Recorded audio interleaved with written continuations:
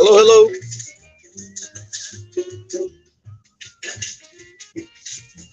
Good morning, good morning. We're in the middle of rush hour now.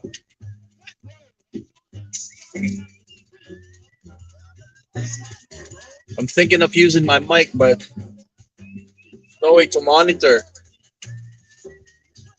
We'll see. Notification. What does it say? I couldn't read. It's too small. Good morning, folks. Hang out with me. Just trying to get my bearings here. We're in the middle of rush hour. Not my usual routine. I'm special trip today to a big box grocery around 10 kilometers from where I live Georgia Brown, Kirk featuring Willie. because there's a my wife got wind of one of our staple food. Filipinos and many Asian South Asian uh, people group, we eat rice as one of our staple food, and rice is on sale at this particular grocery 10 kilometers away from where I live. And my wife asked me if I can go there and grab a bunch of sacks of rice because it's on sale. And finally, my wife is catching up on what I've been trying to talk about, how we anything that's not easily perishable, such as beans, um, dried dried stuff, grains, beans, things that you can store for a long while, like noodles as well, pasta, dried pasta noodles. If you store it properly, it could last really long time. So when something is on sale that is staple food and storable for a long time, I advocate to you know buying in bulk and storing this food, because we are on a raging food inflation. We don't know if it's just a matter of time when food prices could be out of reach by design by the internationalists, so that we will come around and embrace their cheaper version of what food that people can be able would be able to afford. But this will be heavily GMO, heavily manufactured, synthetic, lab produced food. And much of this lab produced food will be containing insect ingredients, bugs and insects such as locusts and grasshoppers and crickets and mealworms, because the internationalist UN agenda sustainable religion wants to push people to uh, eat bugs and lay off on proper protein that the Lord created for human consumption. Only the elites, only them elites, want to be able to afford and consume beef, air conditioning. vehicles, having proper vehicles. And in this scientism religion, in this religion slash woke progressive policy that they're pushing down on people, what they want to accomplish is that they would say you are allowed to pollute, you're allowed to um, increase your carbon footprint if you have a big carbon wallet, meaning if you are wealthy, you're deep pocketed, and you can pay for uh, in today's concept, we know them as carbon credits, but these are the early concepts of what is being pushed by technocrats, which will be carbon wallets. And these carbon wallets, for ordinary folks, ordinary Jane and Joe Canadians and Americans like you and me, we are going to have limited budget provided by the technocrats, limited budget in our carbon wallets, and those carbon wallets credits doesn't accumulate, meaning it has an expiry date which you must use. If you don't use, you don't build wealth based on your uh, digital wallets. So it starts with carbon wallets, then it will be converted to energy wallets, energy credits, because the technocrats since the early 30s have conceptualized already what is officially known in the United Nations as the new economic new new economic world order. There's a missing word. I'm forgetting, but there's a another word that I'm missing out on. New international economic order, I believe, um, which was written in the Technocracy Rising book by Patrick Wood. This concept was created by the Trilateral Commission, which was created in 1973, and the original technocratic idea was adopted by the Trilateral Commission and passed on to the United Nations, and it became an international law of the new economic world order. Very something that sounds very close to the new world order, except this particular doctrine or religion is specific to economy, world economy. Give me a second, folks. Let me tackle this very heavy traffic and let's listen to some jazz for a second.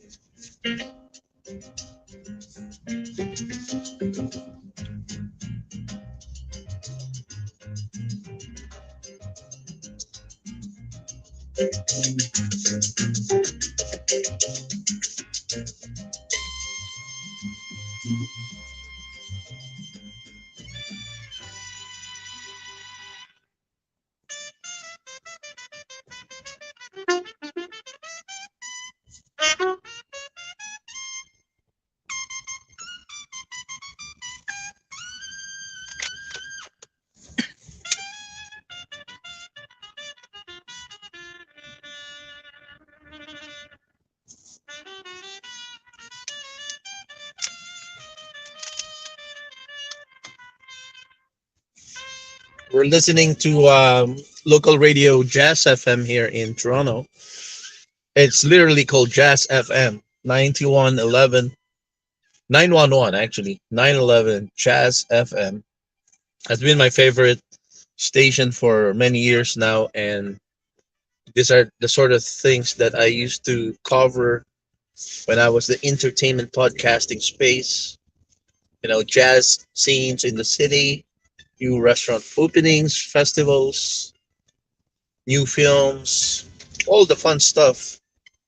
It's fun to do, but my heart was not in there because how could you be pretending that everything is in the up and up, everything is going well in society, and a lot of people have blinders on their are you know their eyes are blinded and deceived by the seeming normalcy that we still have in our society.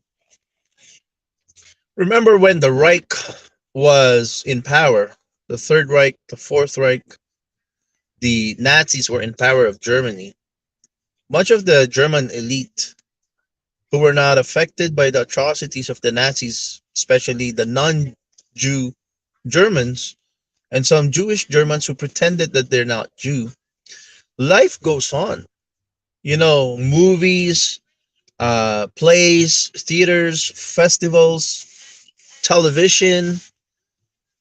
If you lived during the Nazi regime, but you were not Jewish and you were not the targeted minority groups, the vilified group, and it's not only the Jewish that were marginalized during the Nazi era, the blacks, the gypsies, many other people group were uh, marginalized and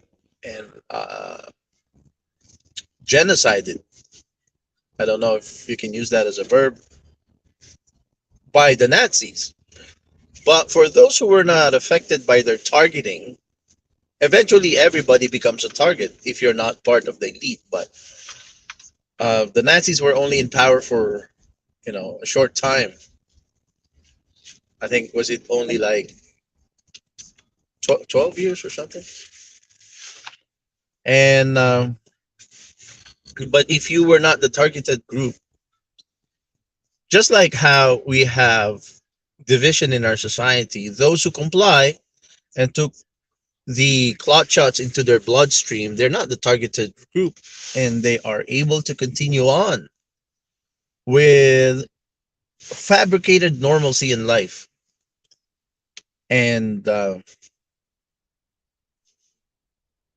that is the lure to comply. So in Nazi Germany, those who were not targeted groups were able to continue to um, have recreation, go to the beach, watch, uh, go and see a movie in a movie theater, attend festivals, have parties, big parties. If you're not a targeted group in the Nazi Germany era, you live life as if not everything is normal.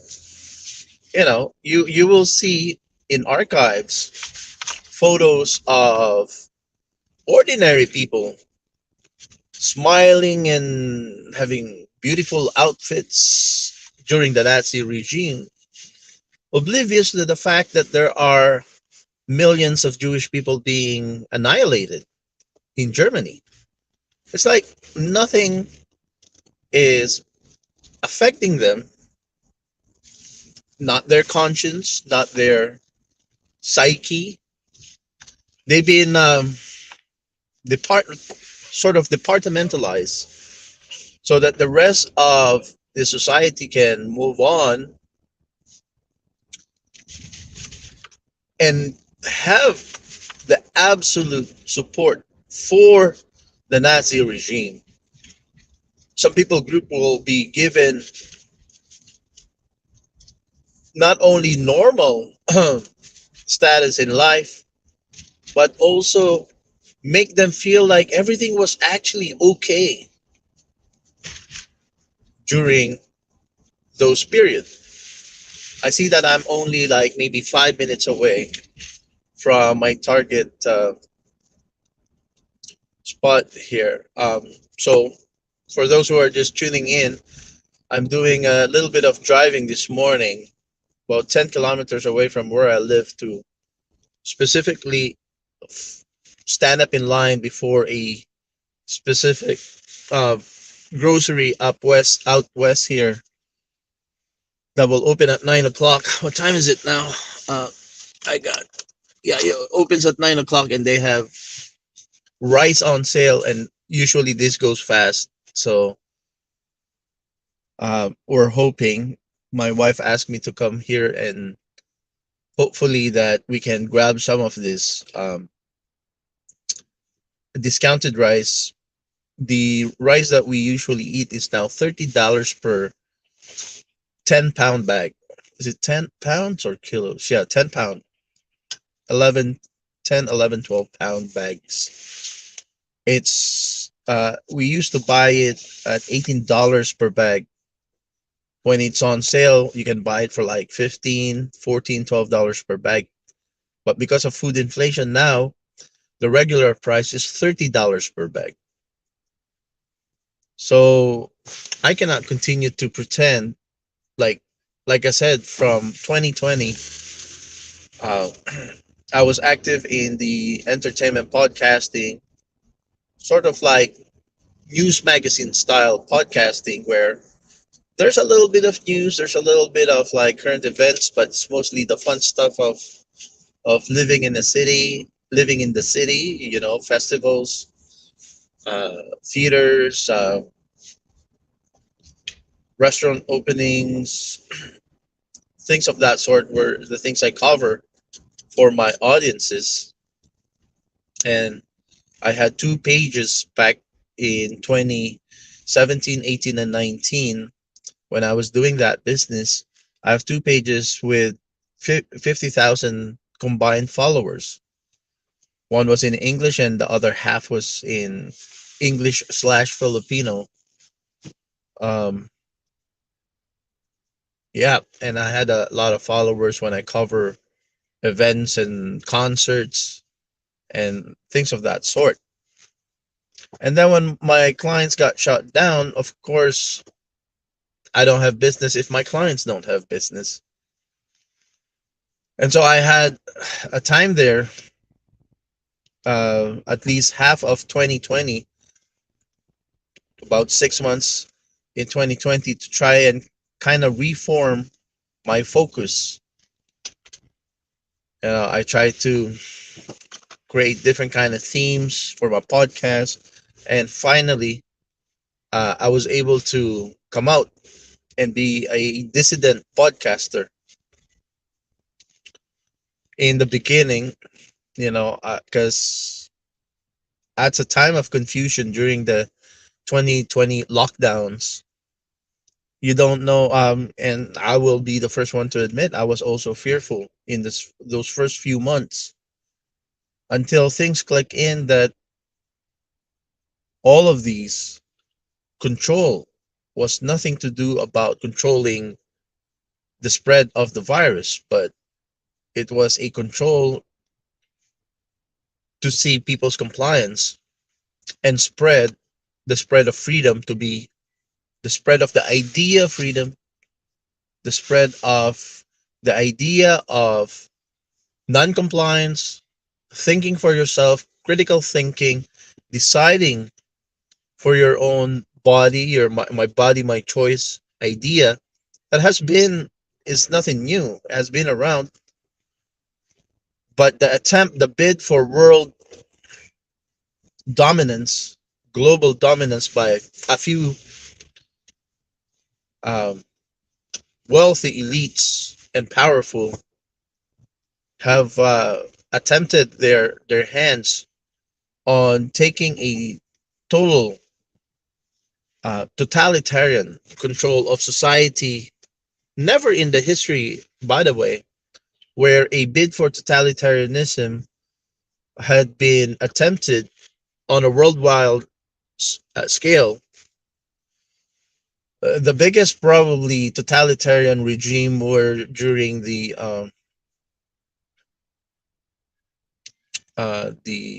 Khan dynasty, where the Khanate was had covered about a third of the planet, but nothing like what we've seen during the 2020 pandemic heavy lockdowns. That was an attempt to bring the entire world society into a totalitarian state worldwide, not Russia, not China, worldwide. Not a region, not just America, not just Canada, but worldwide. That was the only time that I know in the history of man when that was ever attempted. Don't go away, folks. Let's listen to a little bit of music here while I figure out my driving.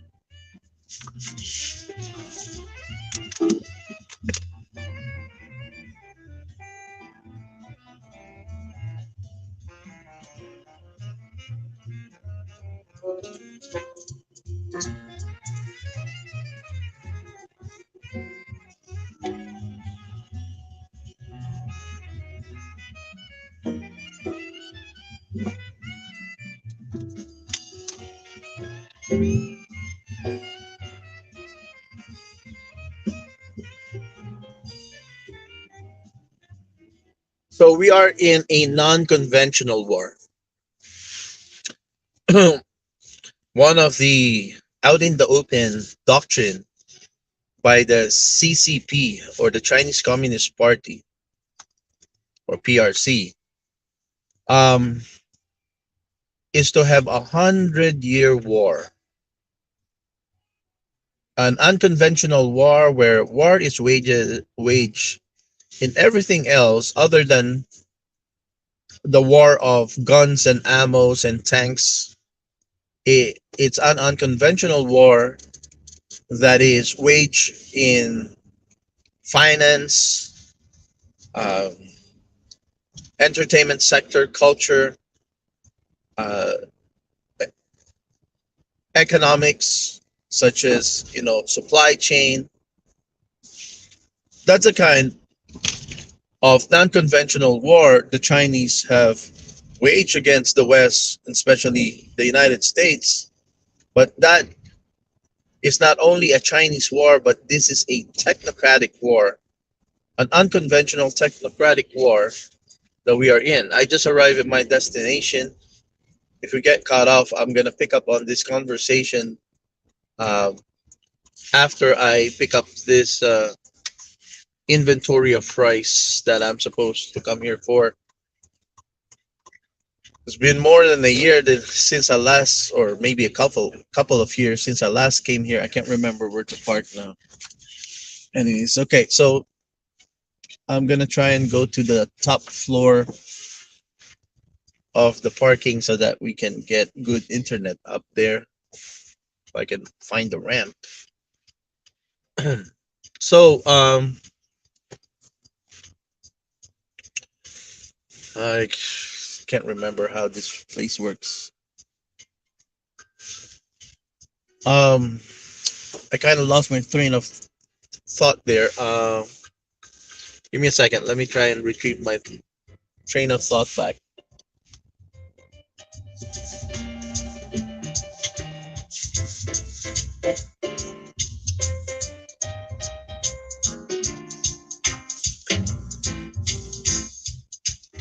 We're talking about unconventional war.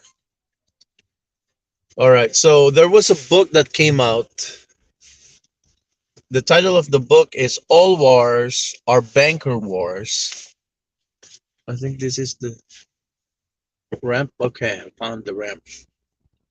All wars are banker wars, which is true because a lot of the bankers in conventional warfare have. Okay, I'm gonna go on the very top floor patio parking up on the top floor, so that we're up in the open. I hope it has access to the grocery. Okay, we're on top floor now. We're on outdoors again. Uh, the conventional war is fought. How the conventional war is usually fought and financed is by bankers who wants to profit on any war, both sides of the war, of any war that they get involved in. So it could be a local African war, tribal war. It could be regional wars. It could be, you know, war between two nation states. But the bankers have learned that if they take both sides of the war, they can profit immensely on both sides by loaning both countries so that they can as funds for their war chests to purchase their tanks and their planes. And the military industrial revolution is one of the biggest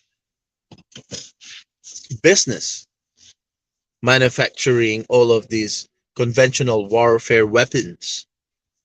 The say that, manufacturing bullets, manufacturing planes, tanks, uh, bombs, all the components of warfare, even uniforms and boots and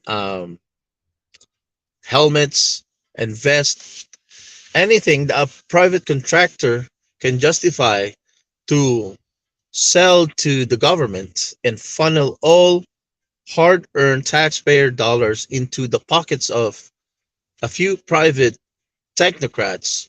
Well, the proper term is fascism. Fascism is the collusion of big gov and big corp, and many of those who approve such funding to be earmarked or released to contractors are in collusion with the contractors themselves, because that's a way to funnel in public purse into private pockets. And there are many forms of those in our society that have been legalized theft, such as public private partnership. And I spoke about public private partnership at length in one of my previous episodes, I think during the fall. In the conventional war, all wars are banker wars. But I will tell you, and I will close with this, and I'll pick up on this. By the way, this is Cafe Freedom on the go. Um, I will tell you about what kind of war are we into. This non-conventional war that we are into. What is the main fuel or the main currency to forward an agenda during this unconventional war that we're in? Let me leave you with this. If conventional wars are can be as stated as all wars are banker wars, in the unconventional war, I would say that all wars are info wars. So in the unconventional war that we are in, a lot of people, like right now, I'm here to pick up rice on sale because the price of rice is e- ever increasing so steadily that it's a big concern for many South Asian Canadians who feel like this would soon be beyond reach of ordinary folks of affordability. That itself should infuriate a lot of people. Canada overall reached the 11% food inflation, never in the history of Canada, unless we are in a deep depression or a Canada is involved in a world war or a war, a conventional war. Food inflation rising up to the 11% rate is unheard of. And everybody feels the pain of going through a season in our history, in Canadian history, where we are having to spend 11% more of our hard earned money just to be able to eat. But a lot of people don't know that there is really no reason for this inflationary push except it's all fabricated and created by the technocrats and the internationalists. Canada has, especially Ontario and Saskatchewan and almost every province of this country, have a very robust and great farm industry. That the farming uh, industry in in our provinces are more than enough to supply the needs of the residents, plus on top of it export some of our surplus. Ontario, they say, is the breadbasket of can be the breadbasket of Canada.